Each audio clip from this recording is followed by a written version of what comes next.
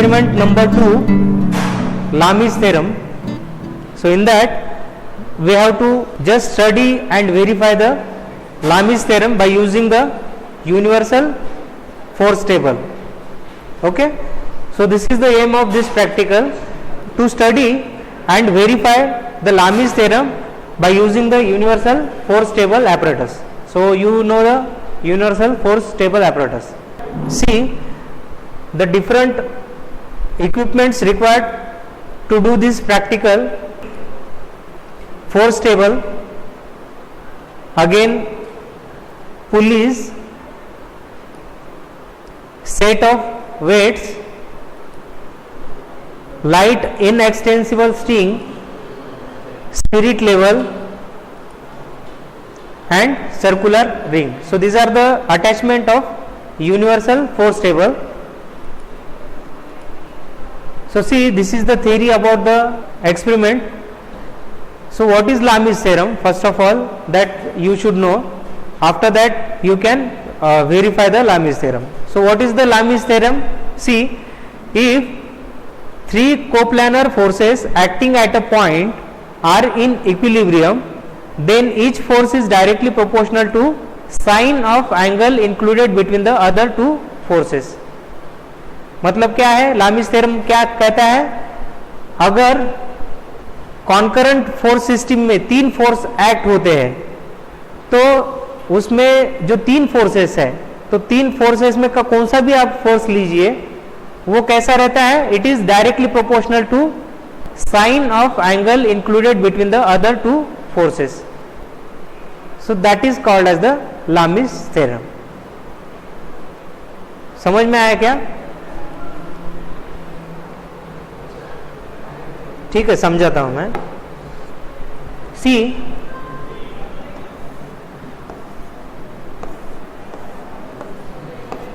these are the force P1, P2, P3. अगर आप इस फोर्स को कंसीडर करते हैं, सो P1 फोर्स को आप कंसीडर करते हैं तो P फोर्स क्या है, it is directly proportional to sine of angle between other two forces. So this is the theta 1. So therefore P1 divide by sine theta 1. Similarly P2 को आप consider करते हो तो so this is the force which is directly proportional to sine of angle between other two forces. So this is called as the theta 2, which is equal to P2 divided by sine theta 2.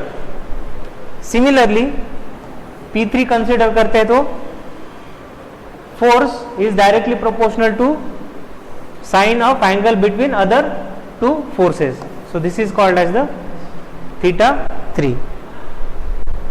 So here P3 divided by sine of theta 3. तो ये है आपका लामिस theorem. ठीक है, यहाँ पे तीन forces दिए हैं. These are the three coplanar forces. By using simple weights, pulleys and strings placed around the circular table, several forces can be applied to an object located in the center of the table in such a way that the forces exactly cancel each other, leaving the object in equilibrium. And the force table and Newton first law is used to study the component at the force vector. तो ये जो तीन forces है तो वो क्या करते हैं, they are cancel to each other. मतलब क्या है, जैसे कि मैंने एक एग्जांपल दिया था, अगर मैंने इस पेन को इस डायरेक्शन में अगर मैंने पुल किया, सिमिलरली जितना फोर्स राइट हैंड से लगा रहा हूं उतना ही फोर्स लेफ्ट हैंड से इस पेन को पुल करने के लिए अगर लगाता हूं तो उस केस में क्या हो जाएगा, this pen it is in equilibrium.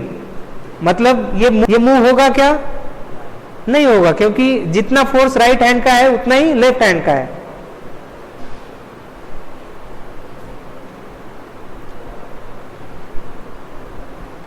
So see, this is the diagram of universal force table.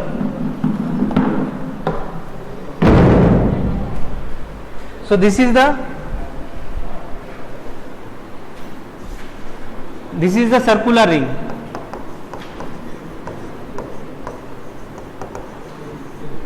These are the pulleys. This is the hanger, and this is the string, in extensible string. After that, this center point, it is called as the pivot. This is called as the stand.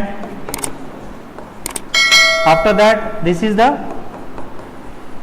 foot screw. Okay, and this is the weight. You can say slotted weight or simply weight. And this is called as the force table. तो ये force table में क्या दिया है? These are the graduated force table, मतलब वहां पे angle mention किया है. ठीक है, यहाँ पे आपको एंगल दिया है. So this is the diagram of universal force table. So after that procedure, C, place the universal force table on the firm platform. तो सबसे पहले हमने क्या किया था? जो यूनिवर्सल फोर्स टेबल है तो एक हॉरिजॉन्टल प्लेटफॉर्म पे हमने रखा था उसको, और बाय यूजिंग बबल ट्यूब उसकी हॉरिजॉन्टलिटी चेक की थी.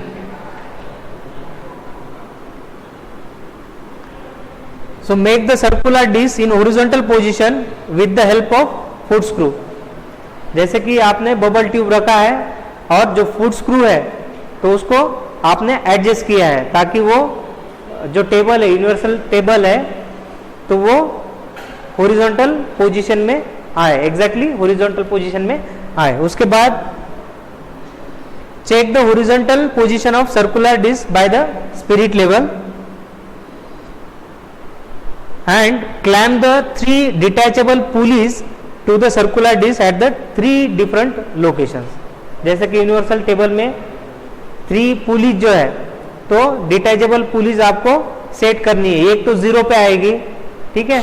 उसके बाद दूसरा जो पुलिस रहेगा एट सम एंगल आएगी. लेट सपोज 360 का एंगल है, टोटल 3 पुलिस है तो 360 डिवाइड बाय 3 किया तो कितना आएगा? एंगल कितना आएगा? एक 120 का आएगा. तो एक अप्रोक्सीमेटली 120 पे आपने दूसरा रखा. Similarly 120 120. Okay. After that, keep the ring at the center of disc and pass the other ends of each string over the 3 pulleys. उसके बाद क्या करना है? जो सर्कुलर रिंग है आपका, उसको 3 थ्रेड आपने टाई किए हैं और उसको क्या किया है? वो जो थ्रेड है वो पुली के ऊपर से आपने पास किए हैं. After that, hang the 3 hangers to these ends of string passing over the police.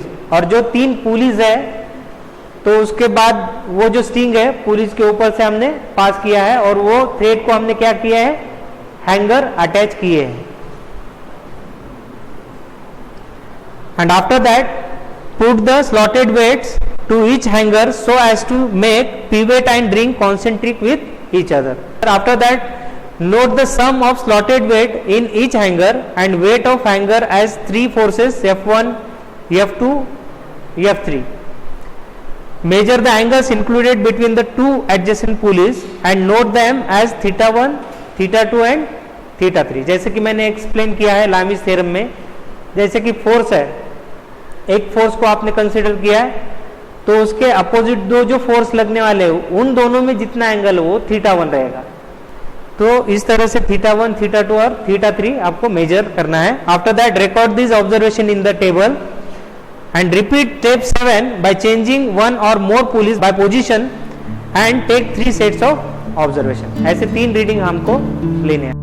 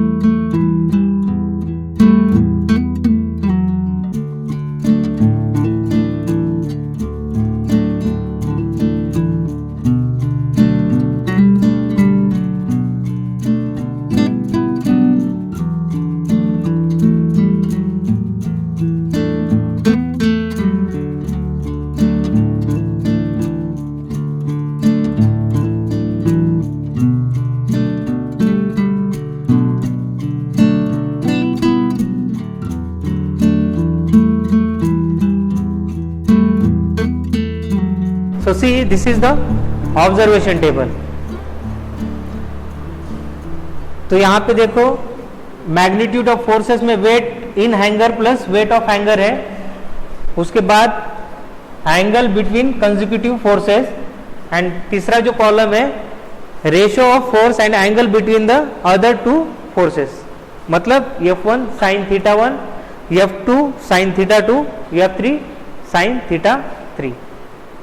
तो इन तीनों का जो रेशियो है वो कैसा आना चाहिए, सेम आना चाहिए, या नियर टू इक्वल होना चाहिए, या सेम रहना चाहिए, तब जाके आपका लामिस थ्योरम वेरीफाई हो जाएगा। वैसे हमने एक 4-5 रीडिंग लिए थे, तो देखो F1 का फोर्स हमने 1 न्यूटन लगाए थे, F2 1, F3 1। सिमिलरली जो एंगल है आपके थीटा 1 120, थीटा 2 120, थीटा 3 120। सिमिलरली जो रेशियो है F1 bye sine theta 1, F2 bye sine theta 2, F3 bye sine theta 3, ये रेशियो हमने फाइंड आउट किए हैं। तो इसका सैंपल कैलकुलेशन हम देखते हैं। सो सी, फोर्स F1 या P1 कह लीजिए आप इसको, तो वो क्या है, weight in hanger plus weight of hanger. तो वेट इन हैंगर कितना था आपका, 50 ग्राम था। सिमिलरली आपने वेट ऐड किया था 50 ग्राम, तो टोटल हो गया आपका 100 ग्राम, है ना। एक फोर्स में वेट आपने कितना लगाया था, 100 ग्राम का वेट लगाया था। तो 100 ग्राम मतलब क्या है, हमें ये न्यूटन में कन्वर्ट करना है। सो आपको पता है 1000 gram is equal to 9.81 newton, और फॉर सेक ऑफ सिंप्लिसिटी हम इसको क्या कंसिडर करते हैं, 10 न्यूटन। 100 ग्राम के लिए कितना न्यूटन होगा, 1000 ग्राम के लिए 10 न्यूटन होगा, ठीक है। तो 100 ग्राम के लिए कितना न्यूटन हमें फाइंड आउट करना है। तो 100 इंटू 10 डिवाइड बाय 1000 कीजिए, कितना आता है, 1 आता है क्या, 1 न्यूटन रहेगा, फिर बराबर है, ठीक है। ऑब्जर्वेशन में हमें क्या करना है, 1 न्यूटन लिखना है उसको। तो ये सैंपल कैलकुलेशंस है।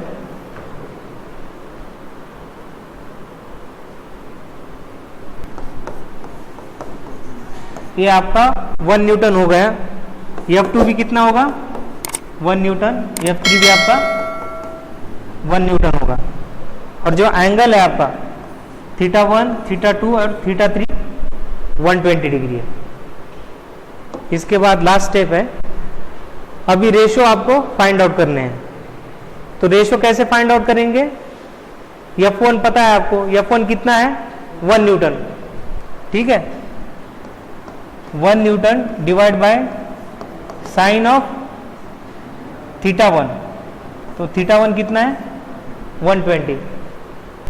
कैलकुलेशन कीजिए, 1.154, ठीक है, 1 का आ गया। सिमिलरली F2 कितना था आपका, 1 Newton divide by sign of 120 means 1.154, again 1 divide by sign 120 which is equal to 1.154.